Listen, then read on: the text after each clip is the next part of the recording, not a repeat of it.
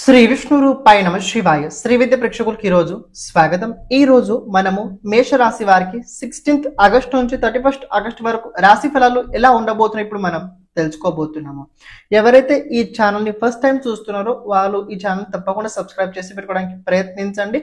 Comment లోపల ప్రతి ఒక్కరు ప్రత్యేకంగా శ్రీ విష్ణు రూపాయ నమ శివాయ అని కమెంట్ చేయండి. ఇక చూసుకున్నట్లయితే ప్రెజెంట్ మేషరాశి వారికి ఏళ్ళనాటి శని అయితే నడుస్తుందంటే శని ప్రభావంలో అయితే ప్రెజెంట్ మీరు ఉండడం జరుగుతుంది. అండ్ అలాగే దానితో పాటు గమనించినట్లయితే 15th ఆగస్టు వరకు మీకు సూర్యుడు అంటే 17th వరకు ఉంటాడు, కానీ దీని ప్రభావం 15 తర్వాత అయిపోతుంది. సూర్యుడు రాశి పరివర్తన చేసుకొని మీ రాశి నుంచి పంచమ స్థానం లోపల రాబోతున్నాడు. మీ రాశాధిపతి షష్ఠ స్థానంలో ఉన్నాడు. అదొక విషయం చెప్తే తెలుసుకోండి. ప్రెజెంట్ మేషరాశి వారు ప్రతి ఒక్కరు కొద్దిగా ఏంటంటే భయంలో ఉన్నారు. ఇక్కడ భయం అంటే ప్రతి ఒక్కరికి అనిపించవచ్చు, ఏమంటే ఏళ్ళనాటి నడుస్తుంది కదా, అందువల్ల భయంలో ఉన్నామని మీకు అనిపించు. ఓకే, నేను తప్పను, ఎందుకంటే ఏళ్ళనాటి ఉన్నప్పుడు అవ్వడం స్వాభావికం, అది నేను దాన్ని కాదు కూడా అన్నాను. కానీ ఒక విషయం తెలుసుకోండి, మీ రాశ్యాధిపతి 6th హౌస్లో ఉన్నాడు. ఎప్పుడు ఒక విషయం తెలుసుకోండి, లగ్నంలో రాశిలో కనుక 6th హౌస్లో ఉన్నట్లయితే ప్రత్యేకంగా ఆ సమయ కాలం లోపల ఛాలెంజెస్ చాలా ఎక్కువ వస్తుంటాయి. ఏంటి ఛాలెంజెస్? అది చిన్న ఉండవు, చాలా పెద్ద ఛాలెంజెస్ ఉంటాయి. దాన్ని ఎదుర్కోవాలంటే కొద్దిగా మీ దగ్గర అంటే ఆ రకంగా ముందుగానే మీ దగ్గర బలం ఉంటుంది. ఆ బలంతో మీరు ముందుకెళ్తారు. ఎందుకంటే కుజుడు కదా, కుజుడు సేనాపతి కారకుడు, కాబట్టి మీరు ఆ రకంగానే ముందుకెళ్తారు. కాబట్టి దీని సపోర్ట్ కూడా మీకు ఉండి తీరొద్ది. కానీ ఇందులో ఒక విషయం ఏంటంటే 17 తర్వాత సూర్యుడు రాశి పరివర్తన చేసుకున్న తర్వాత పంచమాధిపతి పంచమ స్థానంలో రావడం వల్ల, గురు అనుగ్రహం ఉండడం వల్ల, శుక్రుడు అనుగ్రహం ఉండడం వల్ల ఈ ఏదైతే సమయకాలం రాబోయే రోజుల్లో మీకు ఉండబోతుందో కొన్ని విషయాల లోపల బాగానే ఉండబోతుంది. కానీ ఎవరికైతే ముందు నుంచి లీగల్ ప్రాబ్లం ఏమైనా నడుస్తున్నట్లయితే, కోర్ట్ కేసు, పోలీస్ కేసు లాంటివి ఏమైనా ఉన్నట్లయితే ముందు నుంచిన వాళ్ళకు కొద్దిగా కొన్ని చోట్ల అనవసరమైన ఖర్చులు అవుతాయి. వాళ్ళకి కొన్ని చోట్ల అనవసరమైన ఖర్చులు అవుతాయి. కొద్దిగా చూసుకోండి. మీకు తెలిసిన వారు ఎవరైనా ఉన్నట్లయితే కొద్ది గుర్తింపుతోటి అది మీరు సెటిల్మెంట్ చేసుకోవడానికి మీరు ప్రయత్నించండి. రెండో విషయం, ఏకాదశ స్థానం లోపల రాహు ఉన్నాడు. ఏకాదశాధిపతి ద్వాదశ స్థానంలో ఉన్నాడు. పైగా ఇక్కడ పంచమాధిపతి ఏకాదశ స్థానాన్ని సూర్యుడు చూడడం వల్ల, కేతుతో పాటు ఉండడం వల్ల ఇది కొన్ని విషయాల లోపల ఆర్థిక విషయాల లోపల కొద్దిగా డబ్బు తక్కువ పడే అవకాశం అయితే కొన్ని చోట్ల కనబడుతుంది. కానీ పర్వాలేదు, ఏదో విధంగా ఏదో మార్గంగా మీకు డబ్బు వచ్చే అవకాశాలు కూడా ఉండబోతున్నాయి.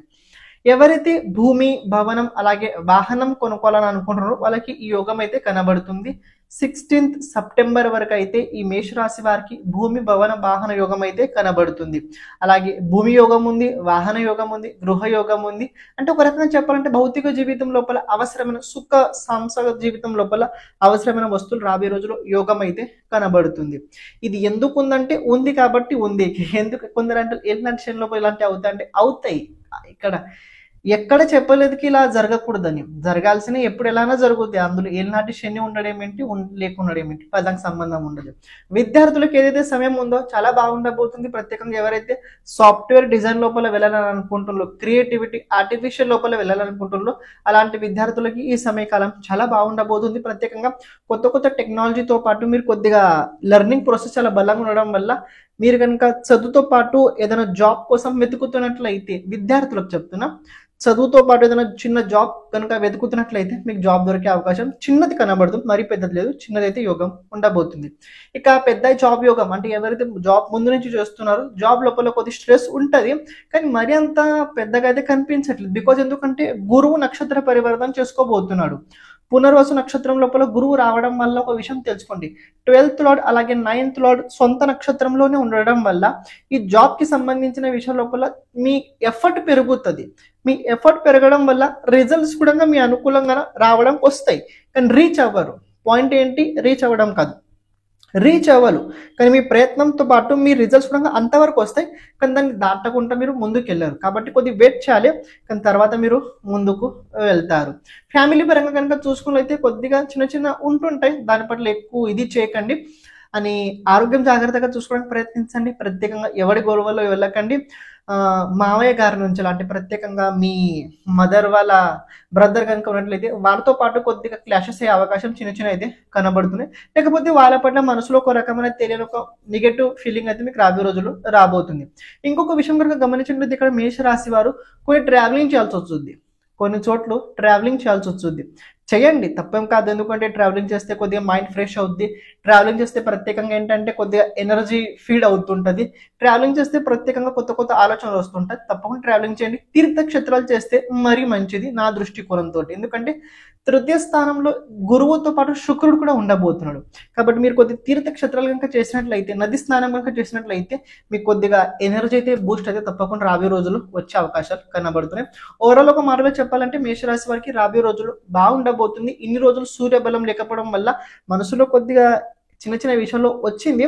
కానీ వీకెండ్ అంటే మంత్ ఎండ్ ఆ టైం లోపల కొద్దిగా మీకు కొన్ని విషయాల లోపల కాంపిటీషన్ పెరగడం వల్ల మీరు సరైన దారిలో రాబోయే రోజులు తప్పకుండా వచ్చి తీరుతారు. రెమెడీస్ ఇంతకుముందు చెప్పడం జరిగింది, మళ్ళీ చెప్తున్నాను.